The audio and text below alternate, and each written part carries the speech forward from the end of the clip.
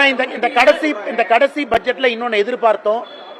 சென்னை மாநகரம் போராட்ட களமாக இருக்குது. அங்கன்வாடி, நம்முடைய அன்பு சகோதரிகள் அங்க இருக்கிறாங்க, சகோதரர்கள், பகுதிநேர ஆசிரியர் பெருமக்கள், செவிலியர்கள், ஒரே வேலைக்கு ஒரே ஊதியம் கொடுக்க வேண்டும் என்று போராடக்கூடிய டீச்சர்ஸ், ஆசிரியர் பெருமக்கள், இவங்க எல்லாத்துக்கும் இந்த பட்ஜெட்ல ஏதாச்சும் ஒரு விடிவு கிடைக்குமான்னு பார்த்தா, சார் திமுக ஆட்சியிலிருந்து போறாங்க, போகும்போது நல்லதுனால செய்வாங்களான்னு பார்த்தா அதையும் செய்யல.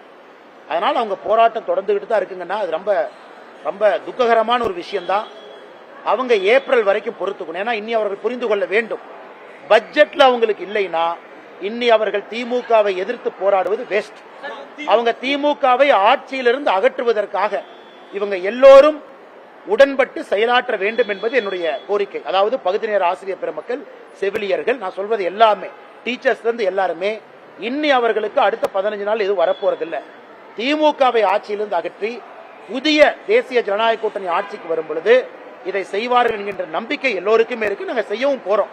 அதனால் அவர்கள் திமுகவை ஆட்சியிலிருந்து அகற்றுவதற்காக அடுத்த 1 மாத காலம் வேலை செய்ய வேண்டுமோ தவிர, சுட்டரிக்கின்ற வெயில்ல சென்னையில் வந்து உட்கார்ந்து போராடுவது அவர்களுக்கு எந்த லாபமும் கொடுக்க போவதில்லை.